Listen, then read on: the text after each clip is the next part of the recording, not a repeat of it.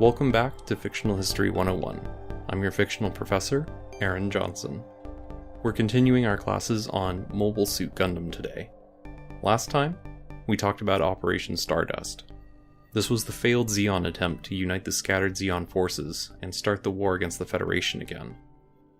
While the operation met its goals of dropping a colony onto North America, it didn't unify those in space against the Earth, but rather turn the full fear and attention of those on Earth towards space. Today, we'll be talking about the early days of the Titans, as well as the growing resistance to their organization.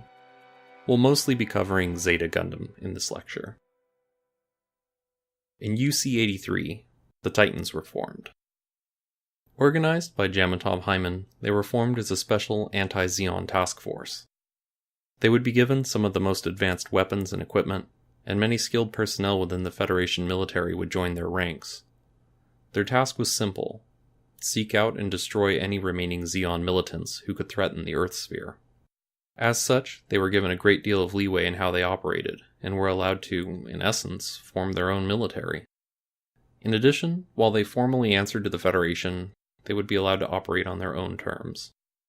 While the organization would be headed by Jamatov Hyman, a high-ranking politician in the Federation government, most operational duties would fall onto Captain Bask Om. Bask Om had served during the One-Year War, and had commanded the Solar System II during Operation Stardust. Bask would serve as a model for Titan recruits, imposing and merciless. His ruthless tactics would come to be widely known in the years after the Titans formed. With Bask's harsh tactics in mind, the Titans sought to recruit individuals who had few, if any, qualms about firing on and killing Zeon militants. Fortunately for them, after the horrors of the One-Year War and Operation Stardust, there was no shortage of people scared of those living in space. The Titans recruited exclusively from Earth, and this often put them at odds with those living in space that they would have to interact with. Interestingly, the Titans also invested heavily into new type research that had begun after the One-Year War. While new types would largely be associated with Zeon Zum Daikun's philosophy, the Titans were not ones to turn away any potential weapon. With the extreme abilities of Amuro Ray seen during the One-Year War, they were quick to look for ways to develop new type abilities for their own soldiers. In the wake of the One-Year War, the Federation and Titans both would draw heavily from the mobile suit designs created by the Federation, but also from captured Zeon units and prototypes, especially from Zeon staging areas such as the asteroid Pezun. Zeon's Action Zaku was manufactured as a supplement to Federation mobile suit designs, while the prototype Galbaldi was upgraded and produced by the Federation as a mainline suit. While some of the Titans' arsenal was drawn from these Zeon designs, the Titans would produce many of their own weapons, eventually creating some of the most advanced mobile suits seen to date. Several of their suits were transformable, shifting between a flight and combat mode to offer greater flexibility on the battlefield, with several even being designed specifically for use by new types. The Titans would even follow on the abandoned Gundam development project, developing an entire line of test models, as well as the upgraded Gundam Mark II. As a funny side note, the Gundam Mark II was developed in the same side as the original Gundam. The Titans would improve their capital ships as well, fully embracing the usefulness of mobile suits. They co-opted the Federation successors to the Pegasus-class assault carriers, developing them into the Alexandria and Lombardia classes. The Titans would even produce the massive Dogo-Skiar battleship, which at the time was only rivaled by the equally massive Guandan battleship of Axis Zeon. Their carriers would be outfitted with megaparticle cannons and missiles as normal, but would also feature multiple mobile suit catapults for launching mobile suits into battle quickly. Armed with cutting-edge technology and those skilled and willing to use it, the Titans began hunting down those Zeon remnants still within the Earth sphere. It wasn't long before the Titans met with success in destroying several Zeon forces.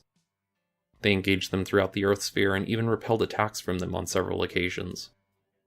As they fulfilled their mission of destroying Zeon forces, there came a shift of power in the Federation. More and more people and soldiers flocked to the Titans, steadily growing their power base. Even those who didn't harbor ill will against Zeon or other anti-Federation groups joined, simply because the Titans held the real power within the Earth sphere. The Titans offered lucrative opportunities for their recruits, boasting higher pay than the Federation military and even treating their members as though they were one rank higher than Federation soldiers. With their expanding numbers, they would establish numerous bases within the Earth sphere, both on Earth and in space. At the same time, they had gained power within the Federation government and even over the standing military. Slowly, their purpose began to shift from combating Zeon remnants to fighting against anyone who opposed the growing power of the Earth Federation and the Titans. Over time, their methods grew more brutal. While records before the mobilization of anti-Titan groups are sparse, it's believed the Titans would take hostages to strong-arm their targets. There's also an indication that the Titans disregarded collateral damage in their attacks and plans, opting for overwhelming force despite the situation. Which brings us to the event that would prove a turning point for the Titans' approval within the Earth sphere. On July 31st of UC-85, the citizens of the Side 1 Colony 30 held a political rally. The colony's people advocated leaving Earth entirely and moving completely into space. The Federation and Titans were disturbed by this protest, as the protesters advocated beliefs very similar to Zeon Zoom Daikun's ideology. Wishing to eliminate those at the rally, the Titans deployed mobile suits to the colony. Rather than going in and engaging the protesters face-to-face, they attached canisters of G3 nerve gas to the colony and dispersed it into the interior. In a cruel bit of irony, this was the same gas used by Zeon during the 1-year war and was outlawed by the Antarctic Treaty. Those inside would die quickly, and their bodies would be abandoned along with the rest of the colony. The Titans would claim that the demonstration was a riot that had gotten out of hand and needed to be put down. Despite eliminating the populace of an entire colony, the Titans would face no retribution for this from the Federation government. Opposition groups to the Earth Federation had existed for some time. With the growing power of the Federation government, as well as the continuing damage and pollution to Earth's ecosystem, many opposed the policies of the Federation. These had been largely peaceful groups seeking change through protest or debate within the Federation. However, the gassing of Colony 30 would prove too much for some, and served as a catalyst to grow their numbers, and as a call to action for them. The two groups that would come to the front would be the Earth-based Karaba and the space-based Anti-Earth Union Group, or the AEUG. Karaba was led by Hayato Kobayashi, a former Federation pilot who had served aboard the fabled White Base, and also included other veterans of the 1-year war such as Kai Shiden, another White Base pilot. The AEUG was led by Blex Forer, a Federation politician. They had a diverse group of members with former Federation and Zeon soldiers making up their ranks. Even Shar Aznable, going under the alias of Quattro Bagina, had joined the AEUG. As this was the identity he was using at the time, we'll refer to him as Quattro for now. While the AEUG would have personnel and pilots, they would have little in the way of weaponry to actually oppose the Titans. After the Colony 30 gassing, both Karaba and the AEUG saw that the Titans could not be opposed politically, and they would need to become more aggressive. To this end, they would turn to Anaheim Electronics in the hopes of gaining the weaponry and equipment needed to stand against the Titans militarily. While the bulk of Anaheim Electronics' business was with the Federation and the Titans, they did sympathize with the anti-Titan groups. This was from a combination of fear from the increasingly violent Titans, as well as some resentment from the Zeon staff that had been absorbed into Anaheim Electronics. With funding from the AEUG, Anaheim Electronics began secretly building several carriers and developing mobile suit lines expressly for the AEUG. By UC-87, they had completed the first batch of mobile suits, the GM2-based Nemo, the Rick Diaz line, and the high-performance Hyaku Shiki. A small amount of capital ships would be commissioned as well, such as the Argama and Irish-class ships, which were heavily based on the White-based designs. Although the AEUG would have some mobile suits of their own, they would still be reliant on what they would be able to steal from Federation and Titan stockpiles. They would often steal what GM2 mobile suits they could, and even large ships such as the increasingly outdated Salamis class. To this end, one of the first major military operations planned by the AEUG was the capture of the 3 prototype Gundam Mark II units developed by the Titans. These high-performance mobile suits would greatly augment the ability of the AEUG to combat the Titans. The Argama, captained by the former Federation soldier Henkin Beckener, and outfitted with the new Rick DS mobile suits, was deployed to Green Noah 1 to capture them. Quattro was deployed along with them, leading the mobile suit team stationed aboard the Argama. This would be a risky mission as Green Noah 2 had recently been taken as a base for the Titans and renamed to Gryps 2. Hoping to find and retrieve the prototype suits with as little damage as possible, Quattro would enter the colony without his mobile suit. He had little trouble finding the mobile suits as they were performing test maneuvers at the time. When he was discovered by the Titans, he signaled for the Rick DS team to move in and engage them. The team, aided by the Argama, punched a small hole in the side of the colony, allowing them to move inside. Before they could steal one of the Mark IIs, someone else managed to commandeer one. Camille Badon, the son of the Mark II's lead developer Franklin Badon, boarded a crashed Mark II. He used the mobile suit to terrify a Titans officer that had beaten him earlier in the day. When another Mark II unit fled towards Camille, hoping for aid against the attacking AEUG, Camille attacked the Titans instead and captured the other Mark II. Quattro's Rick Diaz team, along with Camille and the captured Mark II, fled back to the Argama with the other captured Gundam. The Titans immediately mobilized their forces in the area and set off in pursuit of the escaping Argama and its stolen Gundams. Bask Om ordered Camille's parents taken into custody and brought along with the pursuit forces. While they'd been told they'd been brought along as advisors in the event the Titans could capture AEUG mobile suits, they were in truth hostages. The Titans would mobilize the Alexandria, as well as the Federation ship the Bosnia. Early attacks on the Argama ended in failure for the Titans, and as such they called up reserve forces from the Federation, as well as sending a message to the Argama. This was delivered by the Titan pilot Emma Sheen aboard the last Gundam Mark II. The message? Surrender the stolen Gundam Mark IIs, or Camille's parents would be executed.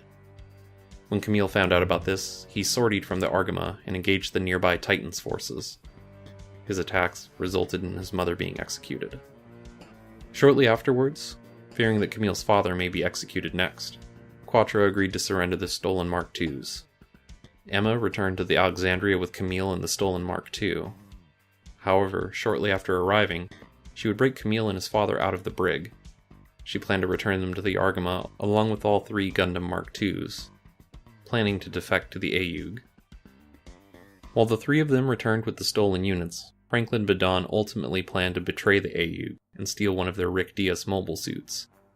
In the end, he would be killed while trying to escape with one of the mobile suits. While there are a few points that can be argued to be the start of the Gryps Conflict, this back-and-forth battle for the Gundam Mark II is largely considered to be the start of it. It was the first open military action taken by the AEUG against the Titans, and comprises some of the first shots of the conflict. The Gryps Conflict is comprised of the open military action taken against the Titans, as well as later interference by Axis Zeon. It's an important conflict that would result in the dissolution of the Titans, but we're getting ahead of ourselves. The conflict has just started, and the Titans have found themselves unable to deal with the AEUG carrier, the Argama. It's not clear when the order was sent, but the Titans requested the aid of Paptimus Scirocco of the Jupiter Energy Fleet. He had recently returned to the Earth sphere aboard the Jupitrus, a freighter meant for hauling helium-3 back from the area around Jupiter. While it wasn't a warship, the real danger from it came from the advanced mobile suits and mobile armors Paptimus Scirocco had made. The Titans wanted him for both his expertise in building and piloting these advanced weapons. When Scirocco arrived in the Earth sphere, he swore an oath of loyalty to Jamatov Hyman, even marking the contract with his own blood. After this, he set out to attack and harass the AEUG. Scirocco will play a large part in the events to come, so keep him in mind. He certainly didn't join the forces of the Titans out of goodwill, but rather as part of a long scheme to take control of power in the Earth sphere. As a side note, the Zeon base of Axis was also beginning to appear on long-range images from the Earth sphere, signaling that they would arrive within the next few months. After the successful theft of the Gundam Mark IIs, the AEUG planned for a surprise attack on Jabra, which still served as the headquarters of the Federation military and, by extension, the Titans. They deployed one of their pilots to scout the area with the help of an agent from Karaba.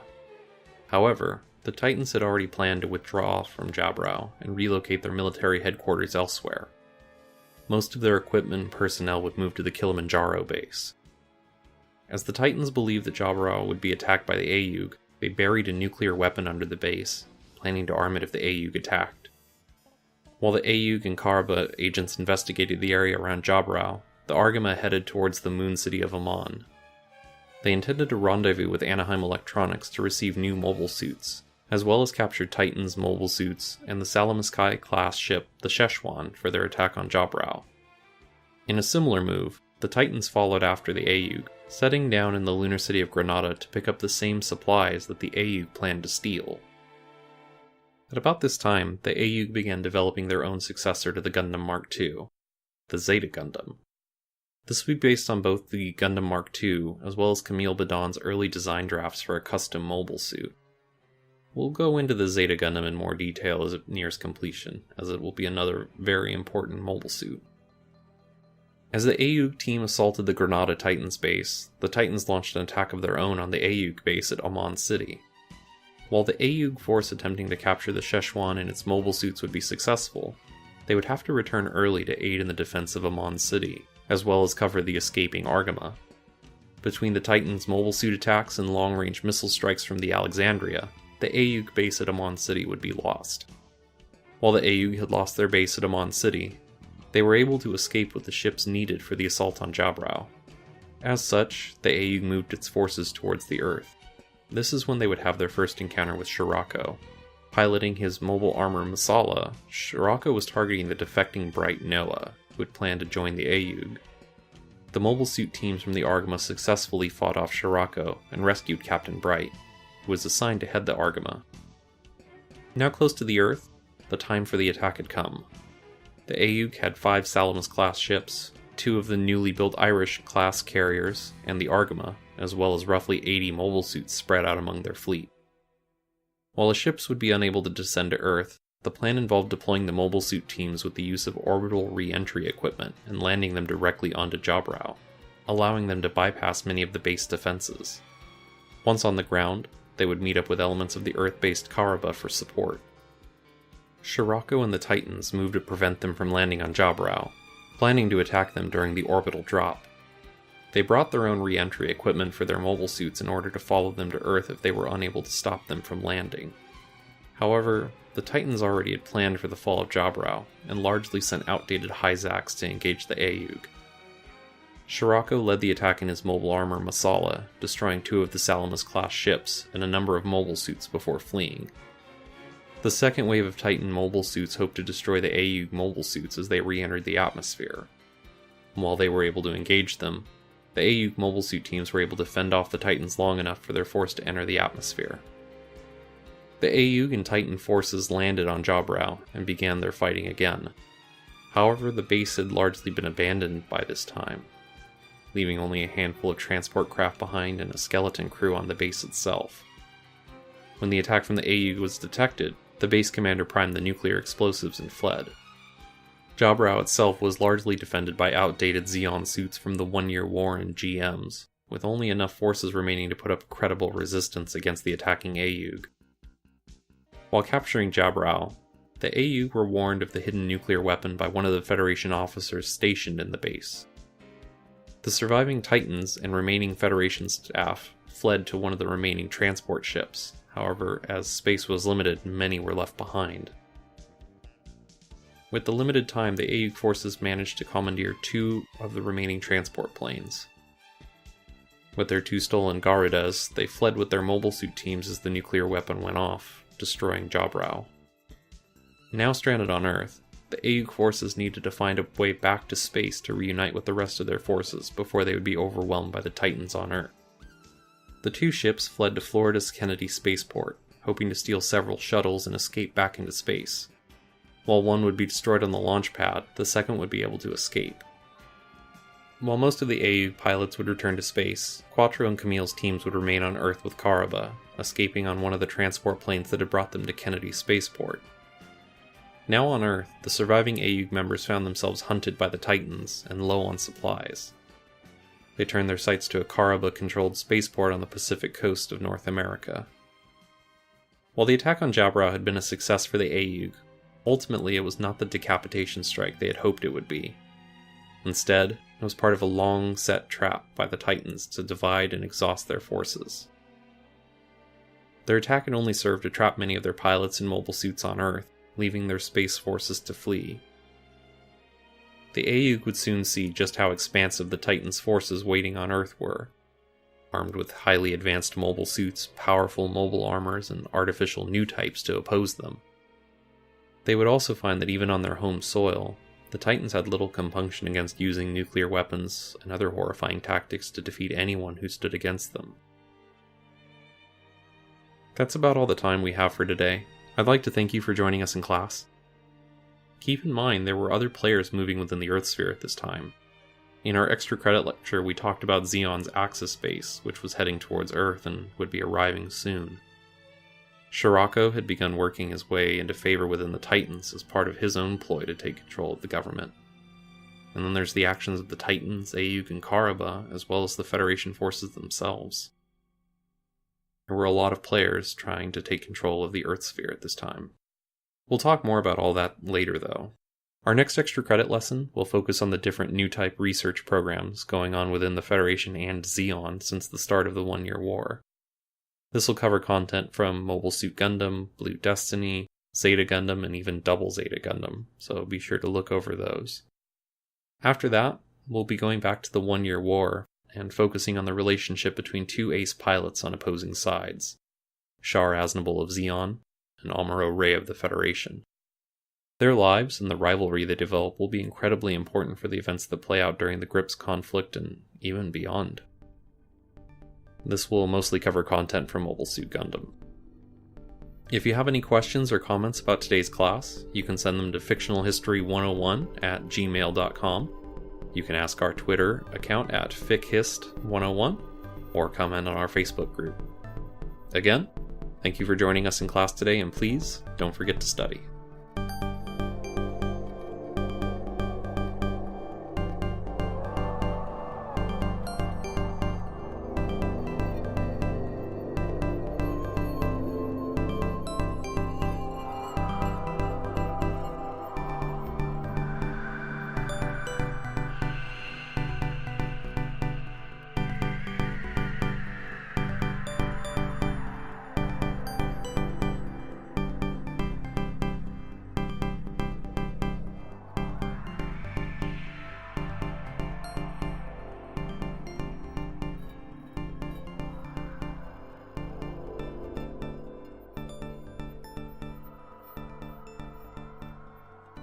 The intro and outro music for this class is Labyrinth by Enrico Altavia, courtesy of freesoundtrackmusic.com.